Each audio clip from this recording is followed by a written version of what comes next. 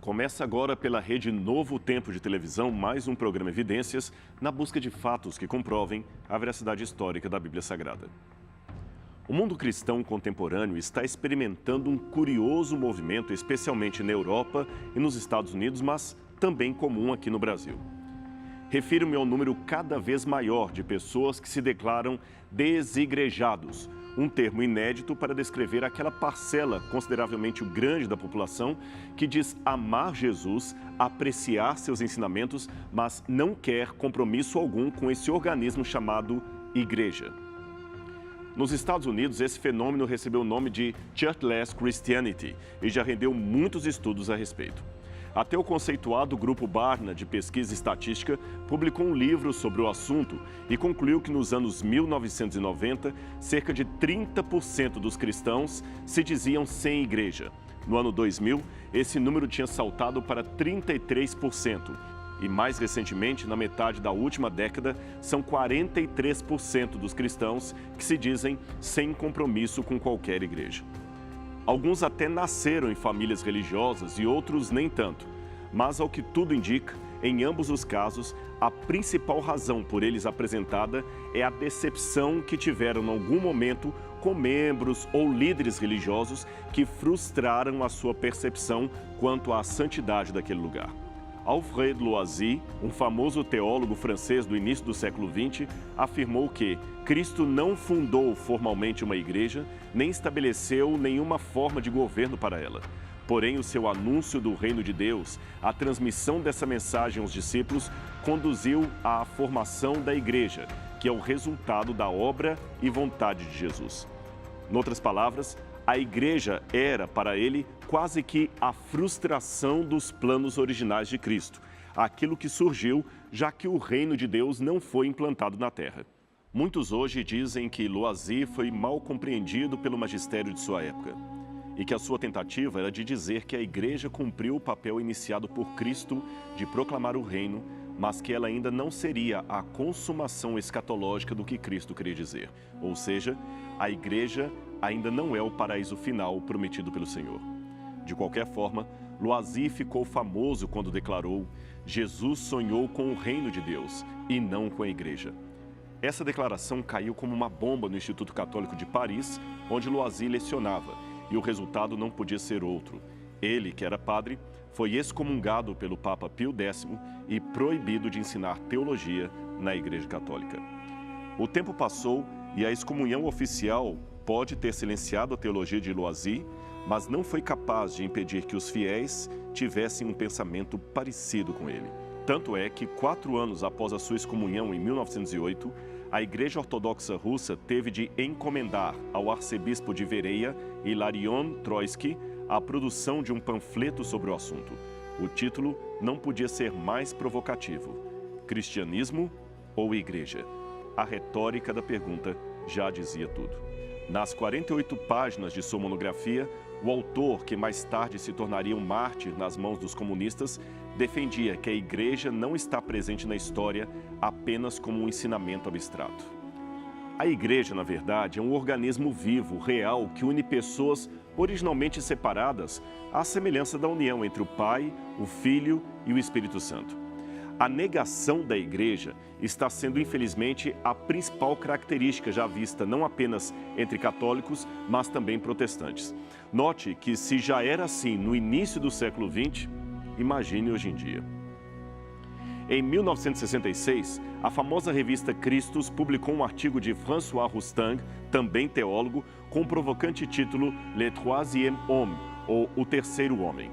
Roustan mostrou que no passado havia 2 tipos de homem: o crente ou eclesial, que por fé seria encontrado nas igrejas, e o não crente ou não eclesial, que pela mesma razão, por não ter fé, estaria fora das igrejas. Mas agora estava surgindo a figura do terceiro homem, um sujeito que se diz crente, mas não quer estar nas igrejas por culpa da própria igreja.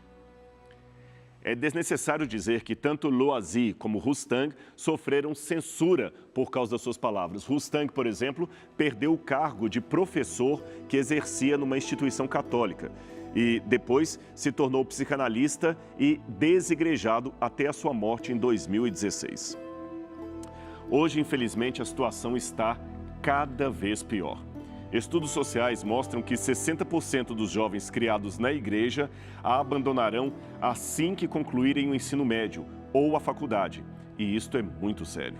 Milhões de jovens cristãos se desligam das igrejas todos os dias, especialmente quando chegam à fase adulta. Isto não é uma simples estatística. Esses jovens são pessoas de verdade, que têm uma história para contar.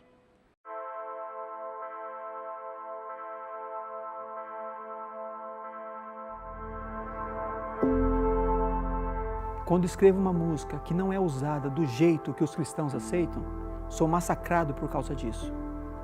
Para que então devo usar os meus talentos?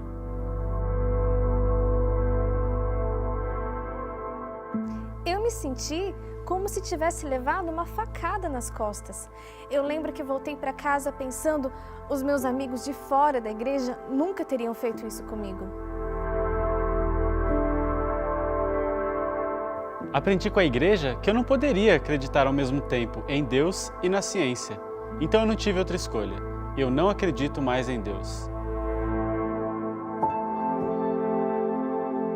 O meu sentimento é que a forma como a igreja lida com a sexualidade está totalmente ultrapassada.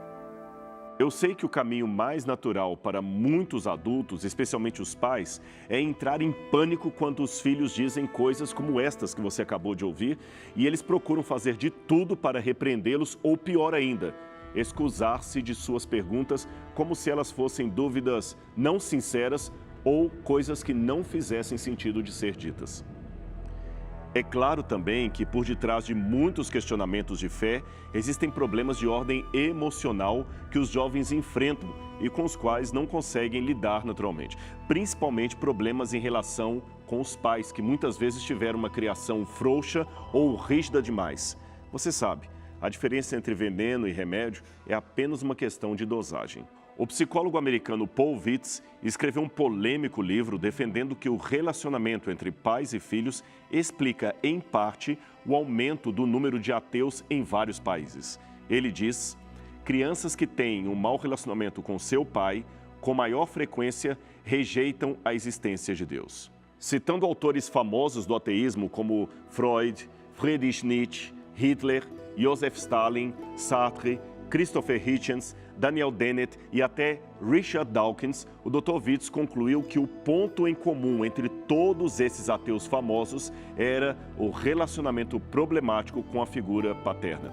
O mesmo vale, segundo ele, para os casos de ausência do pai, seja por negligência ou por morte, e também nos lares onde os filhos sofrem maus tratos paternos, sejam físicos ou psicológicos.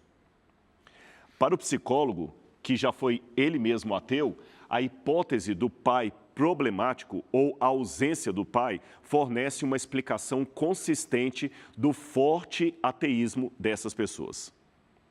Observações mais ou menos similares apareceram num grandioso estudo estatístico feito pelo diretor do Instituto Barna de Pesquisa, o escritor e conferencista David Kinnaman. Entrevistando jovens de 18 a 29 anos vindos de lares cristãos, mas que abandonaram a fé e a igreja, Kinnaman concluiu que há uma queda de 43% na frequência aos cultos nessa faixa etária. Esses são dados muito preocupantes.